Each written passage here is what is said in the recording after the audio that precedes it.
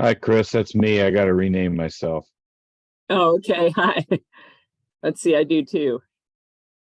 Always have a lot of District 5110 names in here. Let's see. I'm not sure which one is me. Let's see. You're the one without a picture on it. Okay. My face is me. This one.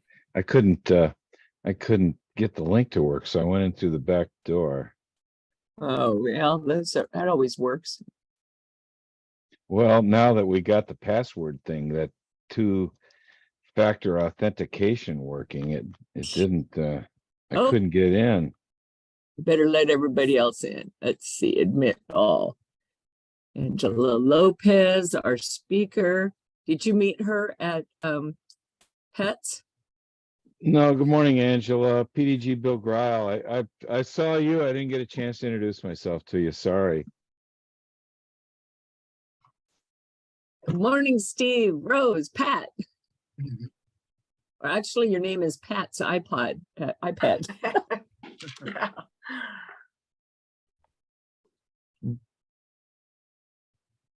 Let's see, and I'm going to make Angela a co-host.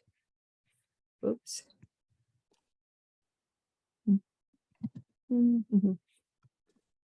Things keep jumping around on me here.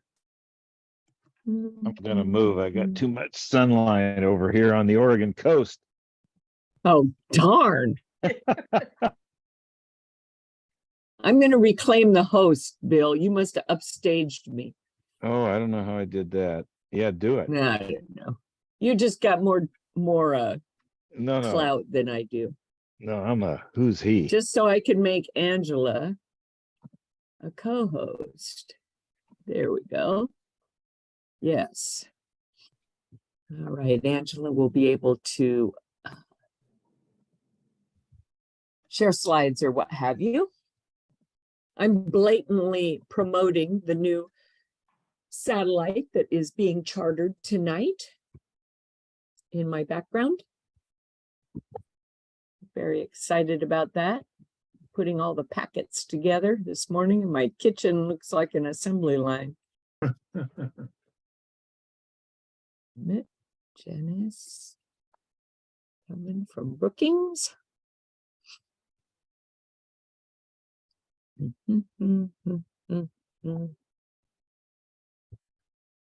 Angela, just so you know, I usually start at 3 or 4 after so that people can straggle in at least for a little while. Here comes our district governor-elect.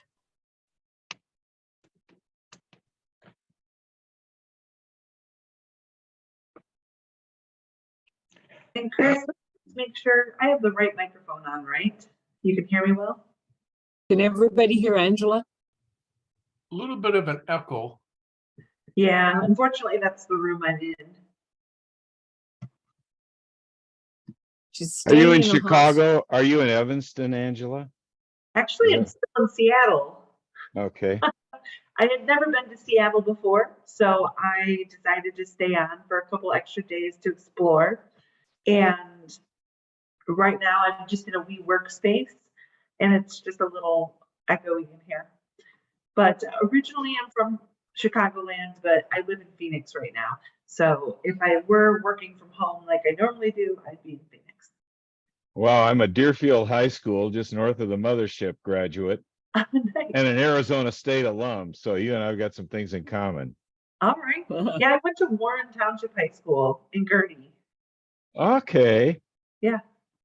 A few years after me. Maybe just a couple. Okay, let's see. What do we have?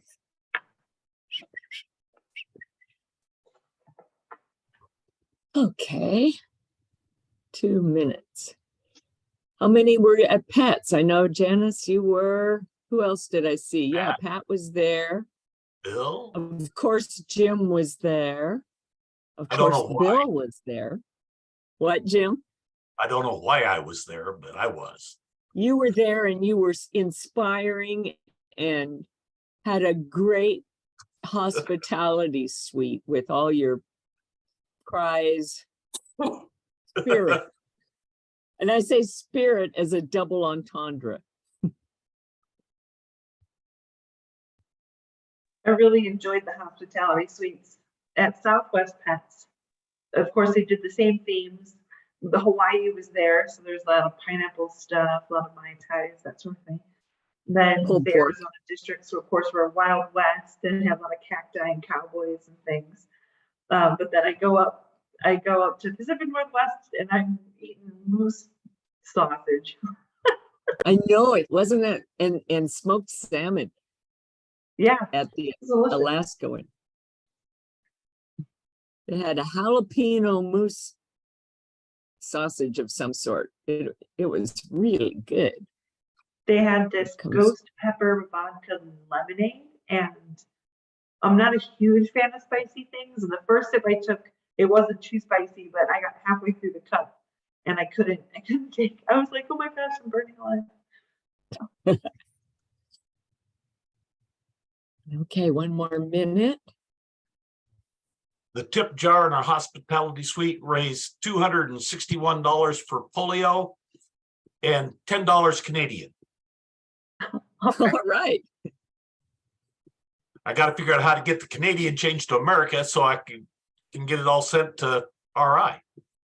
Or you can just save it till next year and stick it in one of their tip jars. You gotta put it to polio. Your bank should be able to do that. When I go drive the 30 miles to where I have a bank that can do it. Oh, the joys of rural living. That's what you get for living out there in God's country. All right, well, let's get started. I will continue to monitor the people that are waiting in the waiting room. But welcome, everybody. It's so nice to see you. Curtis, I can see your collar, but it looks like you're frozen, so I don't know what you can do about that. Let's have a quick introduction. Let's go around the room and tell us who you are, what your Rotary job is, and what your club is. Okay, Bill, you want to start? Yeah, I'm president-elect of the Coos Bay North Bend Club. And he's also a past district governor. And I'm Chris Waugh, membership chair for 5110, past club president for Eugene Southtown and Newport Club, and future district governor. And Steve Reed. Oh, unmute. I always have little comments, and I find that if I mute myself, I don't give quite as many comments. So that's done on purpose. My name is Steve Reed, and I'm the president of the Madras Rotary Club, which is a Rotary Club of Jefferson County, but it's in Madras, Oregon. Nice to have you. Rose, unmute and tell us about you. My name is Rose Pita. I'm the current president of the Sweet Home Club. Oh, good. Nice to have you here. And Pat? I'm Pat Fremer. I'm president-elect of the Jacksonville Applegate Club. And I just want to thank everyone who attended and presented at Pets. It was fabulous. Oh, good. Yeah, always take home a lot of information. Mitch, our virtual club. Yes, the virtual club, the E-Club, where we meet on Zoom. I am the vice president and the membership chair of the club. Good to have you. Jim Polk. I'm Jim. I'm with the Rotary Club of Illinois Valley in beautiful, huge Cave Junction, Oregon. And I get to serve as your district governor next year. We're excited to have you in that position too. Jill Tompkins, nice to see you. Hey, good morning, Christine and everybody. Jill Tompkins, Jacksonville Applegate Rotary Club. Welcome, Pat. Good to see your smiling face this morning. I have been a little bit of everything for Rotary. Currently, I am membership chair. Good deal. Curtis, are you there? That's my virtual still background. My camera pixelates me. So that's a still photo of me at Pets. I'm Curtis, President-elect Eugene Delta. Well, nice to have you here, and your collar looks just perfect. John Scarborough. Hi, I'm the president of the Ashland Rotary Club. We've got another one here, the Morning Club, the Ashland Lithia Springs. I was there for a few years at the beginning of this century, and I was too busy with work. I hadn't retired. I've retired now. I'm still too busy, but I'm now president of the Ashland Noon Club. Very good. Jerry? Good morning, everybody. Jerry Ehlers from the Bear Creek Rotary Club in Medford. I'm current president and president-elect. Good deal. And Angela, you might as well give yourself your little self-introduction. We'll circle back to you.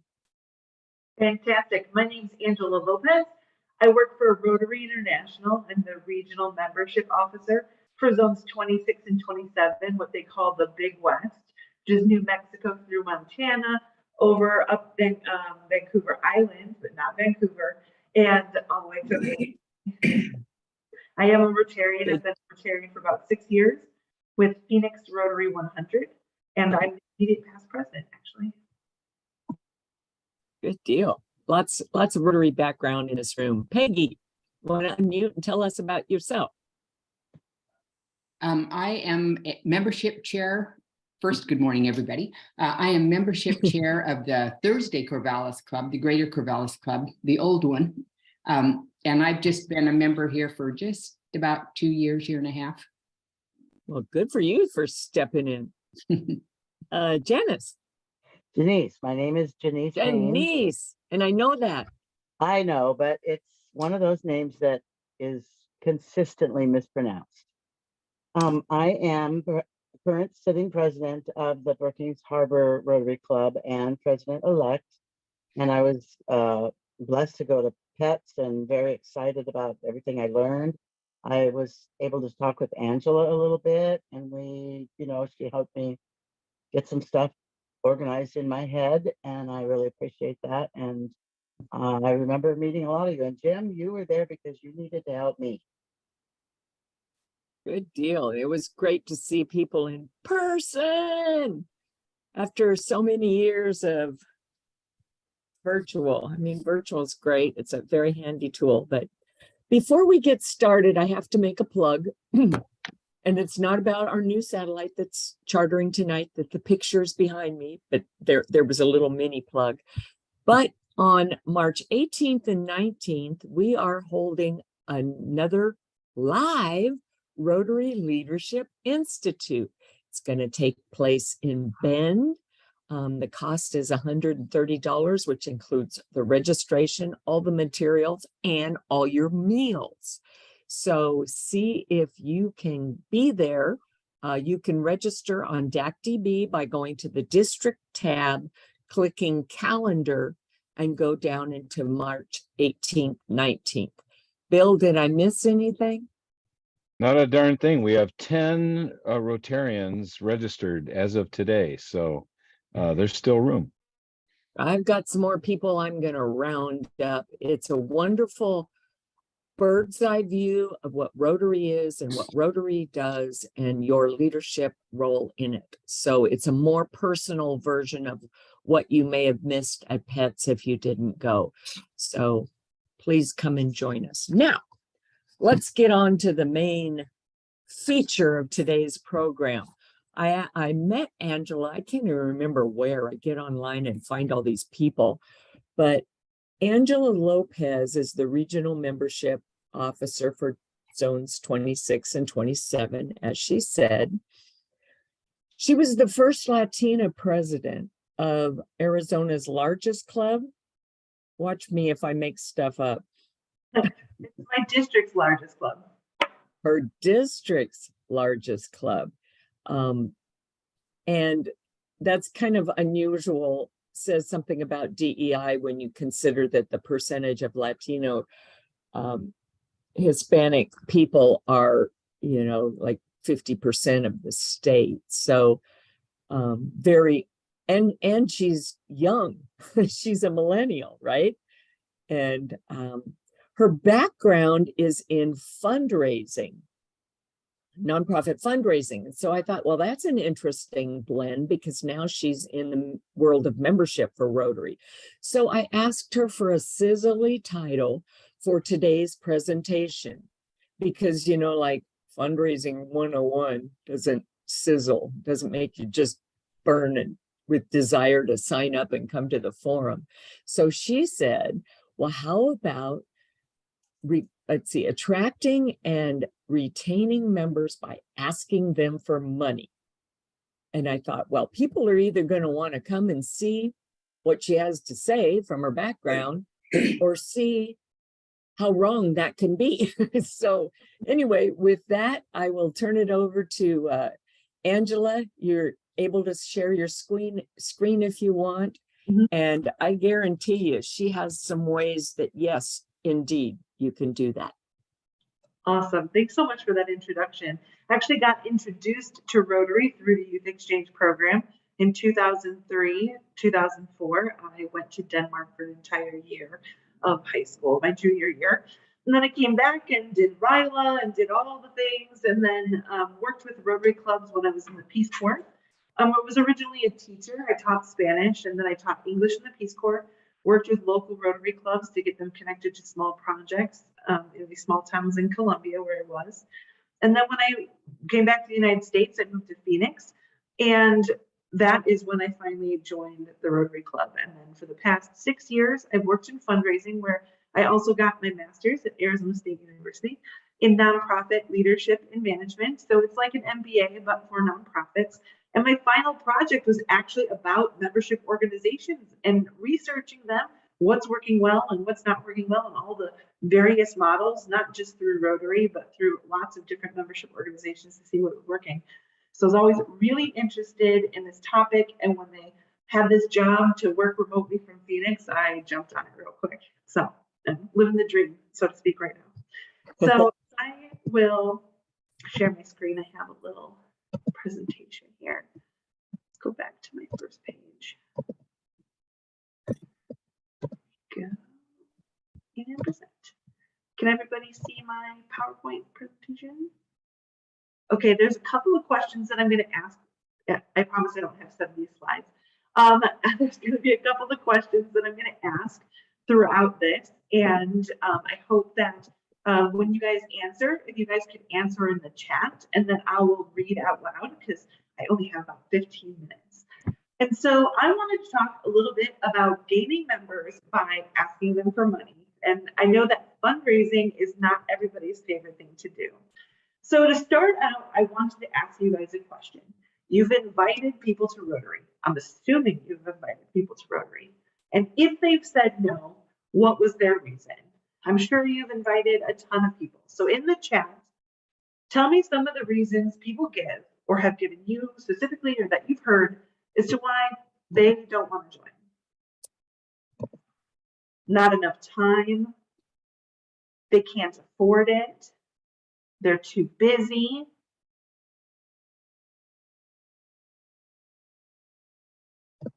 Some say they didn't think they were valuable enough to be a Rotarian.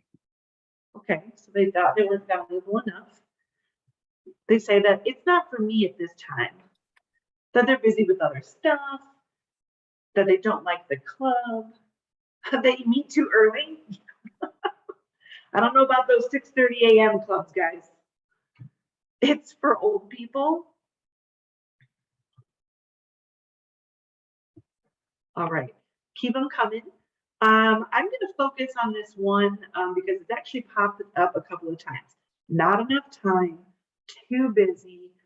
Not for me at the time. This time is part of it. That to me is very vague. They don't want to actually tell you why, and that they're busy. Okay, so this is one of the things. I'm going to get that person. So when we talk about time, the truth is a lot of people have time for what they find meaningful and useful in their lives. And when they say they don't have time, a lot of times it's meaning they don't have time for this. They don't want to make time for this. And I don't blame them. It's not for everybody. And so I wanted to tell you that once upon a time, I wanted to get healthy. And so I decided to join a gym because I definitely thought I want to get healthy, and this is where I could find a place to get healthy.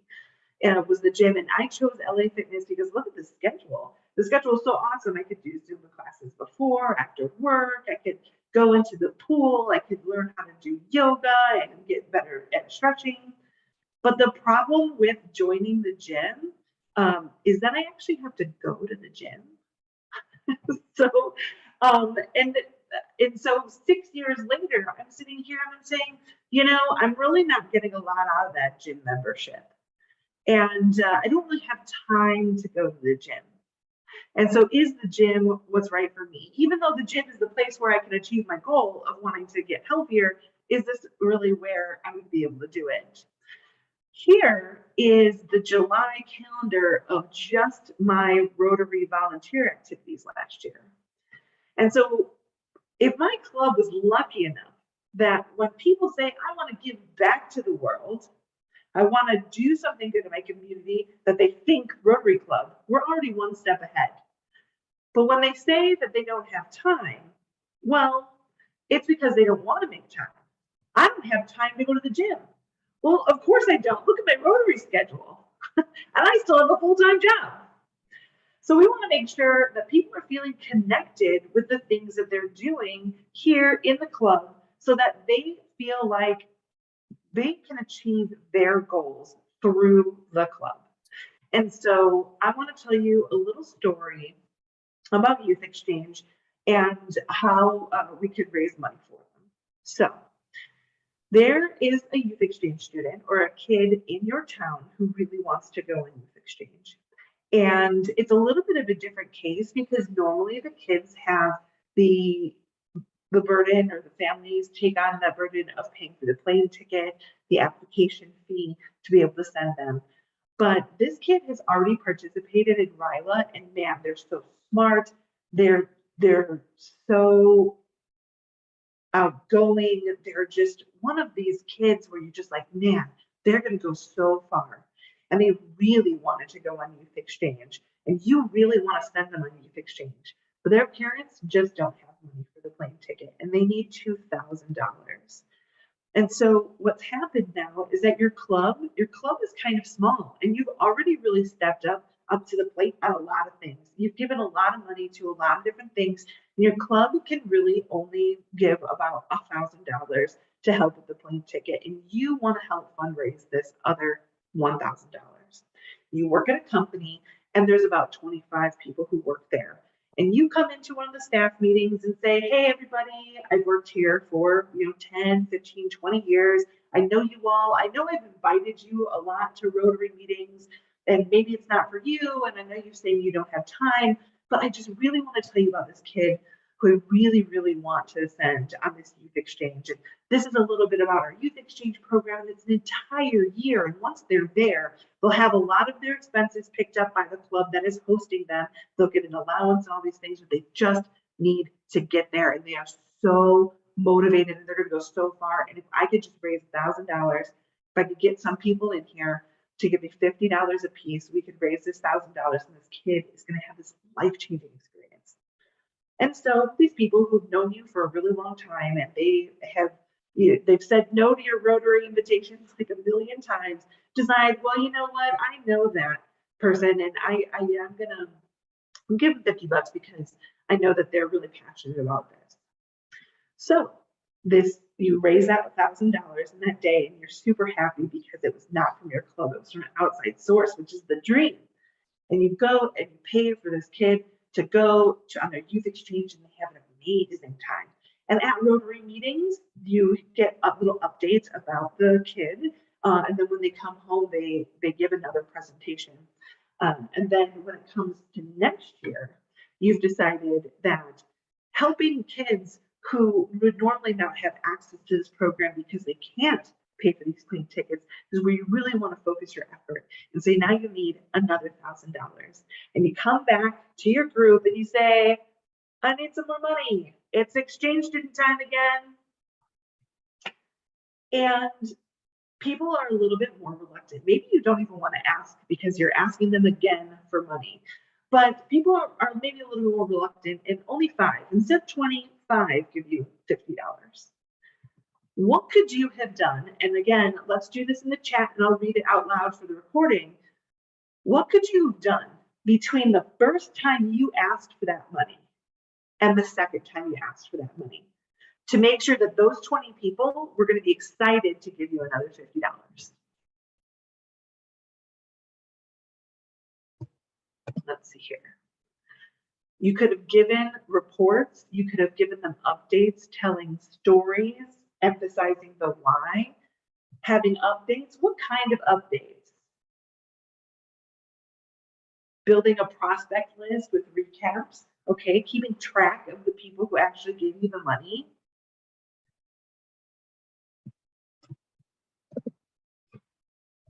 What else here? Have a student zoom in and tell you their experiences, staying connected with how the student, it was impacting the student's life. Update on the student, pictures of the student. Awesome. So when I was preparing for this presentation, I thought of a couple of things. Yes, do it constantly, Chris says. Yes, doing it constantly. So I thought of a couple of things. Now that you've decided that this is something that you want to do in the future, you might include some of the people who are giving the money in the application process for the next one. If this is going to be a scholarship for low-income individuals that have lower income to be able to apply for the scholarship to go on the youth exchange for free, maybe you include some people from your company who are not Rotarians in on the interview process.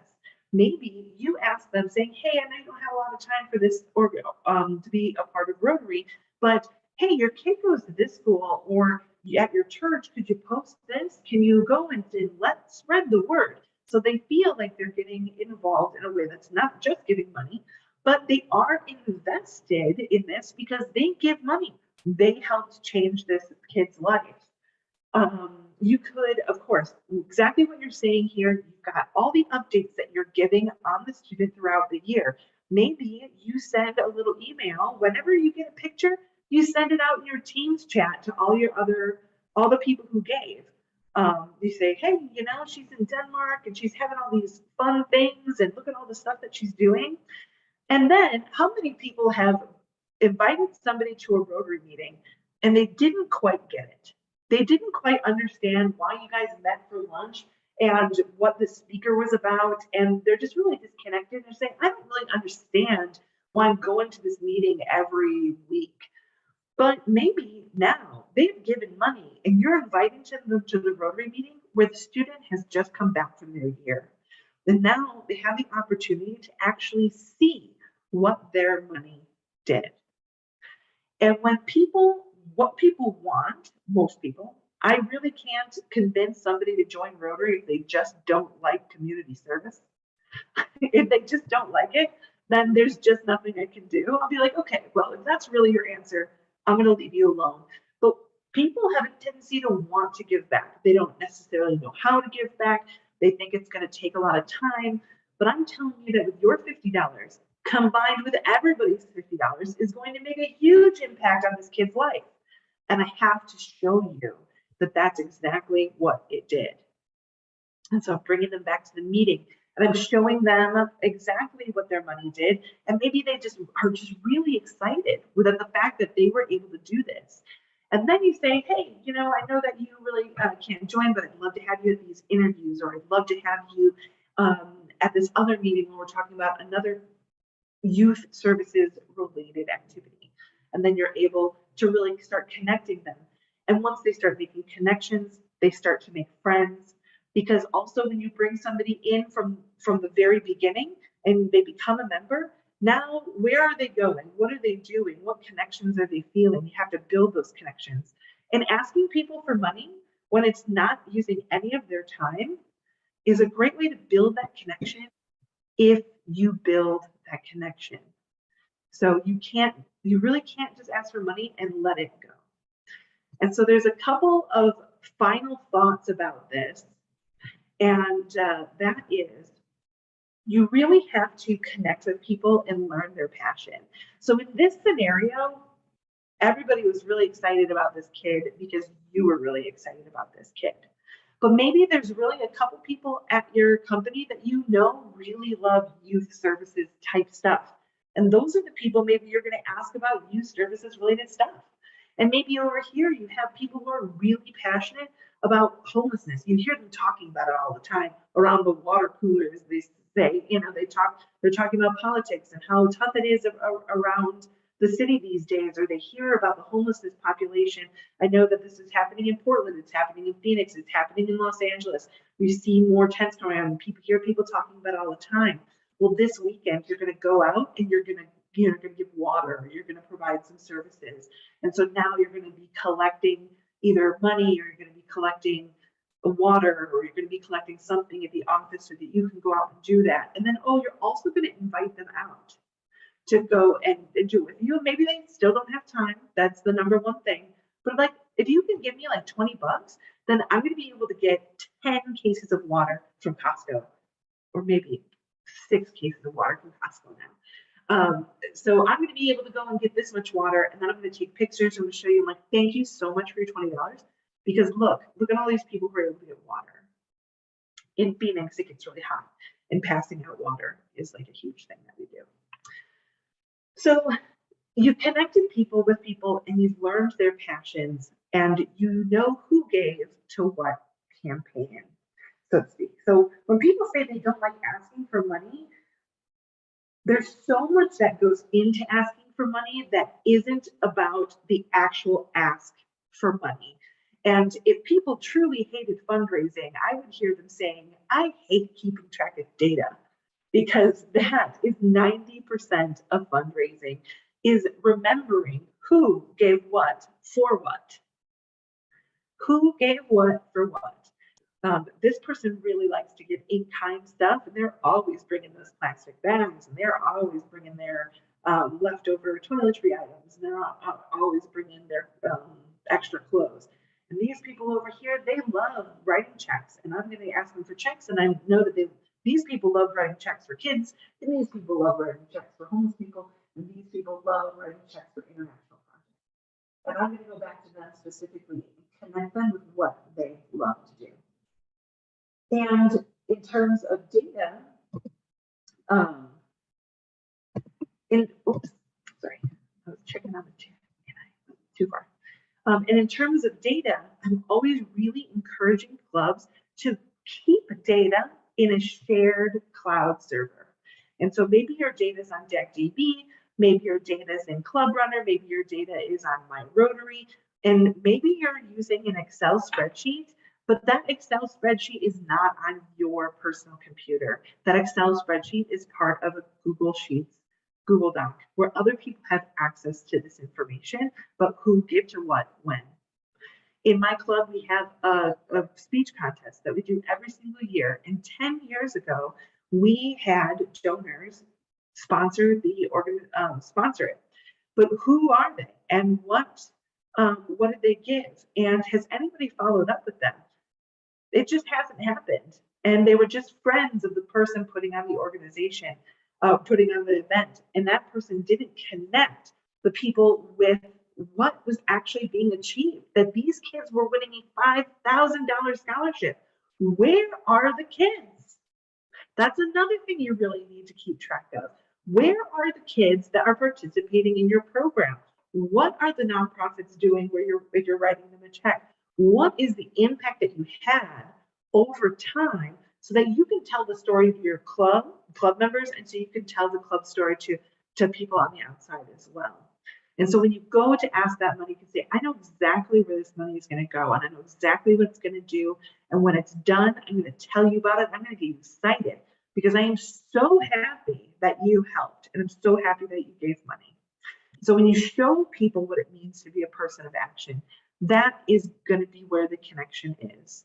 And when people feel connected, when they see that it is true, if I want to give back to the community, I can do it through Rotary because I can do more through Rotary than I can do just by myself. Because I was able to change the life of this kid for $50 because I was working with 20 other people. And so it is the same strategy with membership. You need to connect people with what their passion is, whether you're asking them for money or you're not asking them for money. You need to keep track of them. Make sure that they're staying engaged. Make sure that you're asking them to do the things that they really like to do. And to some extent, it does have to be their job too, but the more you can keep track of what people love to do and the more information you have at your back, the more successful your club's can be. So that is what I have for you. And I would love to hear any questions, either about generally fundraising or about some resources that you have to help you about this. But that is what I've got.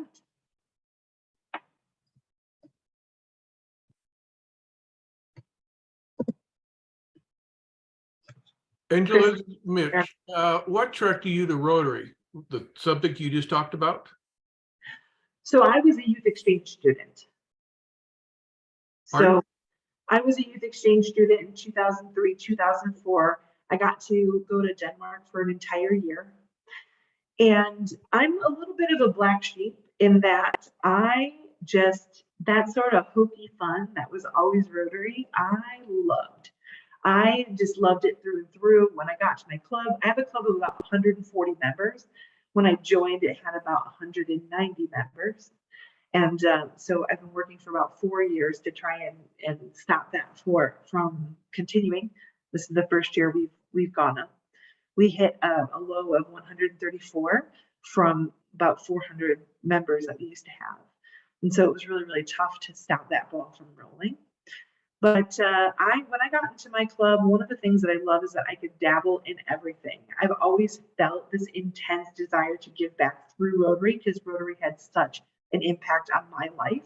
So I always saw myself as going to be a Rotarian one day and that I was going to impact the world through that. And so I joined and almost immediately became a youth exchange counselor.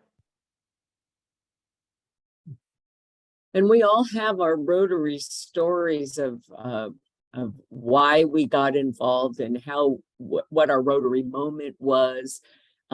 One thing that I just got out of what you said today, Angela, was to tell the story.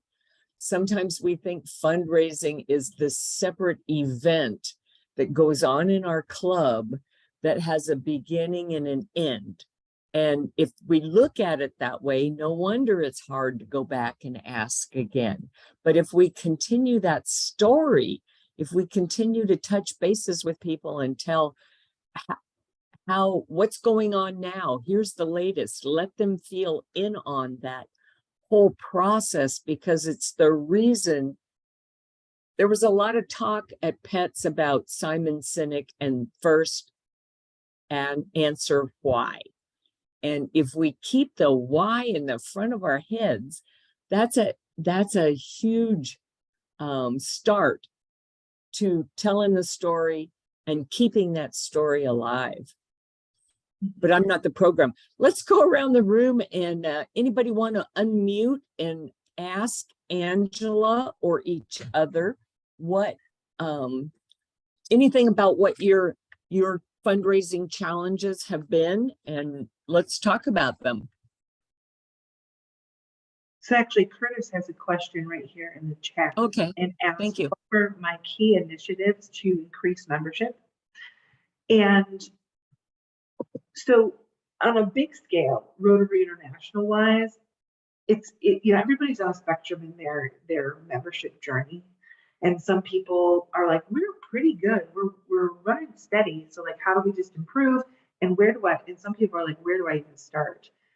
Some of the resources that we have are like this prospective member survey. And really it's for brand new members or people who are in the process of joining. This prospective member survey is basically figuring out what it is that they love. And I wouldn't suggest giving out the whole survey, but that is a great bank of questions where you might pick 2 or 3, and you would give that to them so that you can make sure to connect them where they're going to be most successful. So it was one of the things that we did. My club being a bigger club, it was very difficult because we had 26 committees that were completely operating separately from each other. And I was made 2 years before I became president, was made the membership chair, the individual membership chair. So I did a lot of research. I had just finished my big paper. Like, what's going to increase membership? Well, having great speakers will increase membership. Oh, but we already had a programs committee. Well, having a good website and social media would increase our membership, but we already had a social media committee. Having a PR committee, having corporate memberships and really engaging the corporate world around Phoenix would increase our membership, but we already had a corporate membership committee. And so we had all these different committees and like, what is this individual membership? And so what we decided to do is restructure our committees into the membership experience.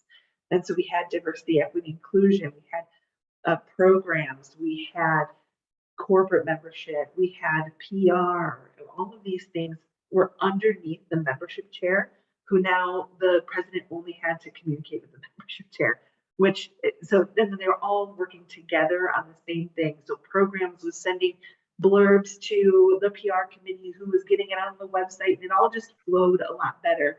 But we also started a mentoring and orientation program, which on the website, My Rotary, which I can forward this information to you because I don't have the link ready right now. There's all these different resources about engaging your members at the beginning, talking about mentorship programs or red badge programs, or ways to get the members connected right at the beginning.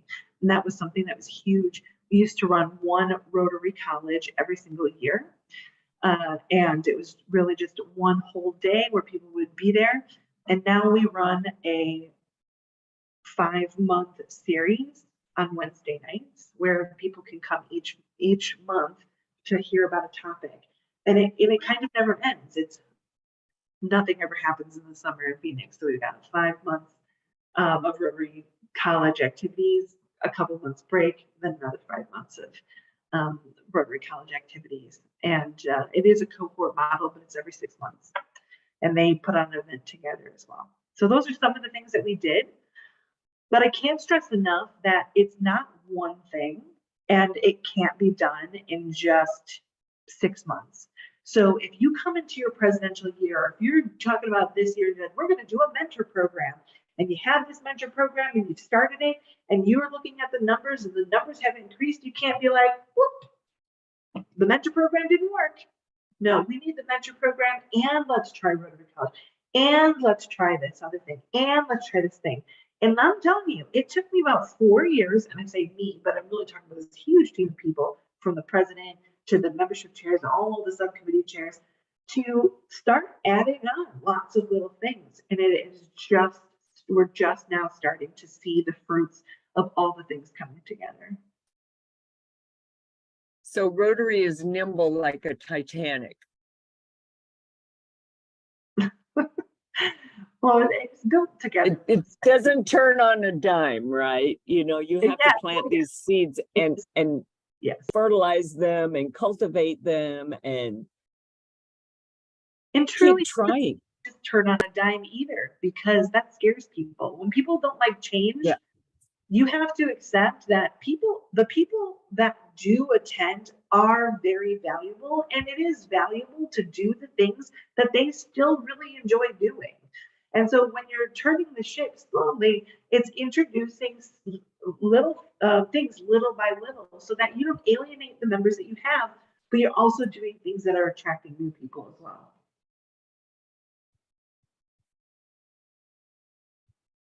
Other comments, thoughts? Unmute.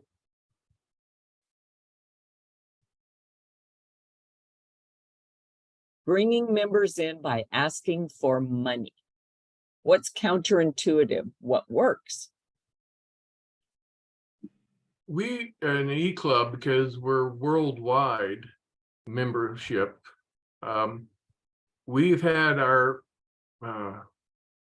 money to go to a local community, like here in Eugene, that where the club gave 4,000, another member gave 2,000.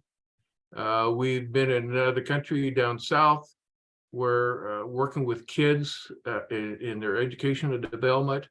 And then then we help a different culture in their electricity need, water needs.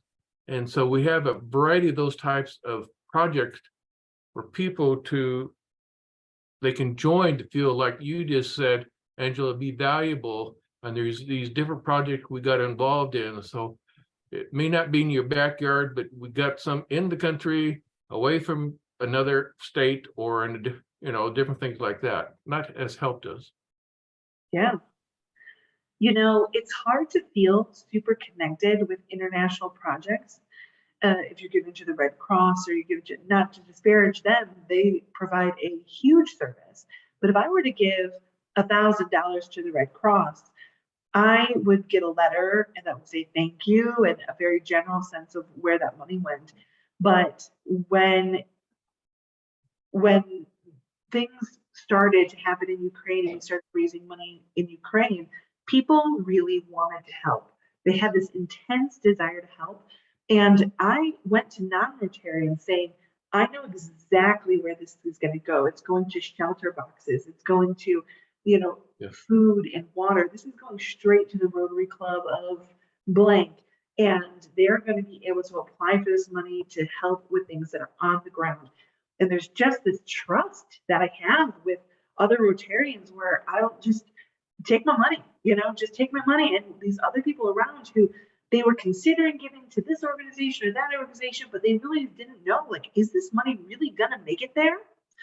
And I was able to organize a couple of people who are just not Rotarians saying hey, you were thinking about giving $400.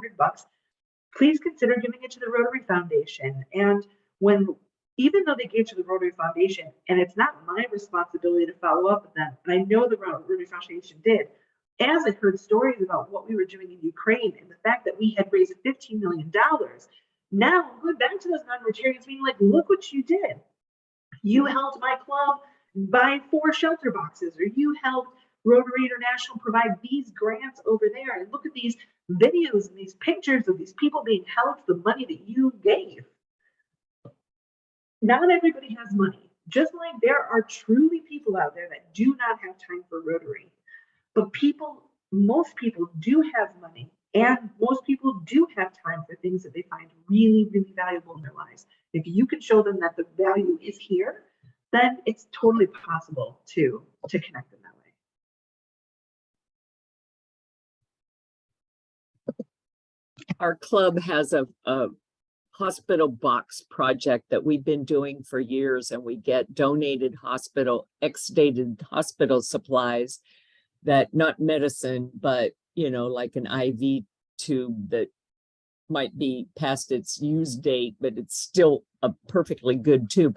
So anyway, we gather beds and crash carts and all the way down to little minutia, pack them into boxes. And my part has not been the money part. It's just been getting together with some fellow Rotarians for 2 hours on a Saturday afternoon, once a quarter or so, and help moving these boxes into a semi-truck. And we loaded a semi-truck bound for the Ukraine about 4 months ago. And typically that's it. Oh, you feel good. This is going to go somewhere and help some people. They sent us back a map that showed where the 7 clinics were that these supplies went and outfitted. Where in the Ukraine were these things being put to use? And all of a sudden it came to life for us. We were talking about that. Remember Paul Harvey, the rest of the story? We need to tell the rest of the story, because that's what endears people to go back and do it again. I might have said, well, I'm too busy next time. I'm not going to be too busy next time, whether it's money or whether it's just help. John, you got a thought? Yeah. Look Yeah, at that. I do. The hand raised right when I asked. Right. So I won't bother to lower my hand until I'm through. Maybe it'll just vanish on its own.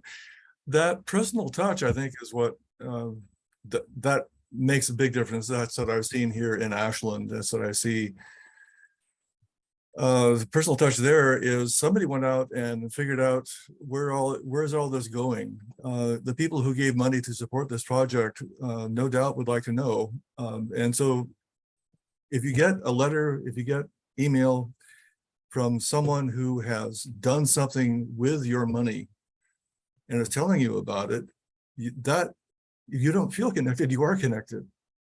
And that doesn't go away. Another thing is Charity Navigator. If you can encourage people that you want, if you want people to donate, tell them that Charity Navigator is it's like insurance. If they've looked at Rotary and given it's 95% of the money goes into the actual project, only 4 or 5% is used up in administration, that is a huge plus. If you're not used to giving and you find out that something like this is available, that makes a major change in your criteria for where you're going to send the money. I think it's one more, a little bit at a time.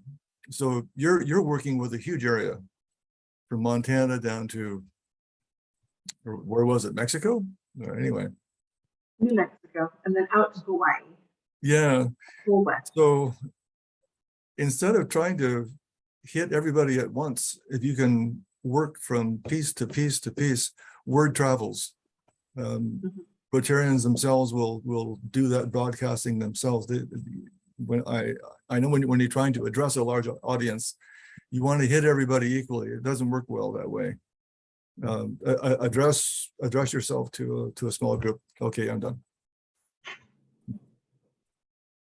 I have one example here. Thank you. We put out a sports and scholarship book, and each year that has the schedules of the different teams and stuff like that. And in there somewhere where there was a list of names that where we had awarded scholarships to students. And this last year, what we tried to do is, instead of do that, we actually put we actually put pictures of the students that we were awarding scholarships to. Oh yeah. And we got a tremendous amount of feedback on Facebook and other things where people were excited to see who they'd actually donated the money to. So it isn't just putting it in a black hole and watching Rotary run off with it. Now we've got results and we're showing people. I think the meeting today was really good, because in all of those connections that we make with those donors, we should be developing a relationship. And those people that are donating money, obviously some of them, they all have money, obviously, number one, but number two is they all have a feeling of a need to help in the community. And that's the psychology of giving. I've looked at that, and donors express that they want to see that money used in the area for local students. So it's a real positive for the club, and we should be leveraging that communication with them into membership. And so, Angela, you've really given me a bunch of ideas. I have almost 2 pages of notes here. So, Okay. Well, Steve, how long have you been doing that book? I don't know. It went for probably over 20 years. It started out as just a photocopied thing, and now it's a pretty together book and high quality book. A guy, Jerry Gerke, is the one that did that for years and years by himself. And unfortunately, that's the other thing about we try to gather up things and do it ourselves when really we need to include more and more people. I have people sitting at my meetings that are not involved in anything, and I'm trying desperately to get them more involved. Our new members, we're trying to get involved immediately, but where we're really missing out, I think, is all of those communications we have with people that we should be asking them to be. We've gotten smaller, like a lot of clubs, and so there's a lot of them are older, and some don't hear very well, and some don't really want to ask for money, and so this project is falling on 3 or 4 people, and I'm afraid it's going to die because it's so much work for 3 or 4 people. With 15 people, we could raise twice as much in scholarships. And I think the way our club has to grow it to get out of this situation is to grow. And Steve, so that's, go ahead. have you considered partnering with other clubs to get those 15 people? Well, from what I understand, I think Redmond was talking about, or may be doing it now, their own book. So yeah, we're kind of away from everybody. In Jefferson County, there's not a lot of towns or clubs. So if we had another club in town, that would be awesome, but we are it. So I got a couple more questions. Do people who receive this scholarship, it's a college scholarship? Yeah, we give, last year, I think we gave $1,500 scholarships. Well, and do people have a tendency to return to Redmond or they go other places? No, it's Madras is kind of a small town, and so probably this is a pure guess, but I'm saying probably 35% stay in the area. Probably a lot of them don't. Do you happen to know who received scholarships? For example, 20 years ago, that's probably when about the age I was, because I'm 36 now. So it's about the time I'd be getting a scholarship. Is there somebody who's almost 40 right now in the area that got your scholarship and that made a really big impact in their life? Yeah, I believe there are. I've talked to the woman who's in charge of the pharmacy at the Safeway store, was in there and came up that she had gotten a scholarship, and I've run into other people too. That's a great idea, though. You should be contacting those people. Have a program, write a story. Yeah, and it can be a really overwhelming thing because, for example, my speech contest for my club, we've been running it for over 90 years. My club's 110 years old. We're the oldest speech contest in the entire state. And I'm not asking my club to go back and find people, even though I have people who are 70 years old in my club who are like, I won that speech contest once. And so it's sometimes insurmountable feat to just go and track down every scholarship that you've ever given and where they are. But if you could get some of them, that would be huge. Maybe you make a dinner and like invite them out and say, hey, we want to continue giving this scholarship. We know that you're around and we want you to inspire the next generation of applicants. We want you to inspire the next generation of givers. We want to make sure that this continues. And then actually get them involved in doing it. And maybe they're not interested in becoming a member because it's an old person's club and because they don't have time. But if you could just help with this one thing, and we're going to invite you out to dinner to be able to do this, and also so you can meet all the others, it'll be like a little alumni party. Well, then now you're getting them interested potentially in something that they really like to do. And then could be another way to attract them. That's an awesome idea. Good idea. That's awesome. I like that. We have 5 more minutes. Has anyone not had a chance to speak up? I see a few of you who have been quiet. Oh, Janice, you have your hand up. Well, not on purpose. Oh, Do I really? No, I don't have my hand up. oh, that's my cursor. Okay. Never I have mind. one. I have one, Chris. Hey, Angela, how big is that Phoenix Club, and does it meet downtown, or where does it meet? It's about 140 members now, and 42, I think, right now, 142. And we have been homeless for a little while because we got kicked out of the country club during COVID. And then it is hard to find a place that is going to house that big of a meeting for a decent price. We are currently, temporarily at least, for 1 year at the Jewish Historical Center, which is a place right behind Burton Bar Library, if you're familiar with the area. So we are essentially downtown, just north of downtown. Phoenix doesn't really have a true downtown. It's got one large building and then some others slightly larger than small buildings. I used to work in the Arizona Public Service Building downtown when I was in grad school. We're about 6 blocks north of there. Okay.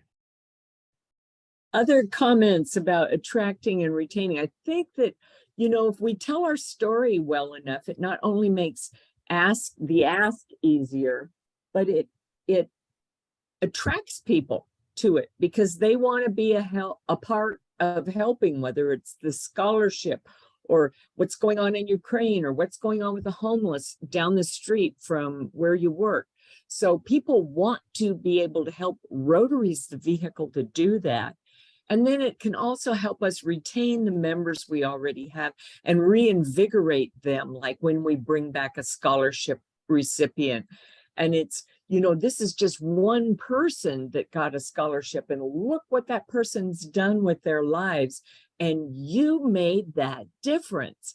Is so inspiring, and it buys that loyalty and it buys that retention that we so desperately need. 2 more minutes. I go back to Gurney Rotary all the time, actually, to give my little spiel and encourage them to continue to do this program, because they don't really do, they actually don't have a lot of people applying for it.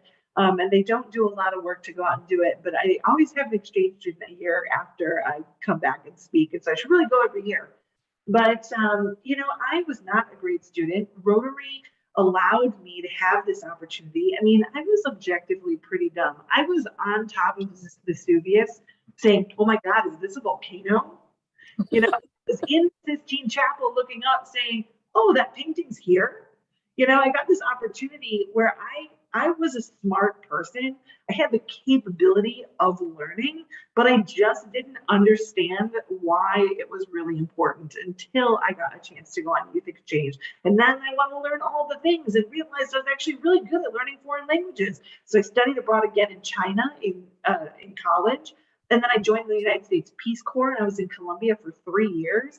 Then I just worked in nonprofits, and I was in the first generation of kids in my family to go to college to get my bachelor's degree. And one of the first of my 66 cousins, only two other people in my family, of the cousins, have master's degrees. And I got them at the same time they did, and of the 66 cousins. And then in my immediate family, historically, I'm the first one ever to get a master's degree.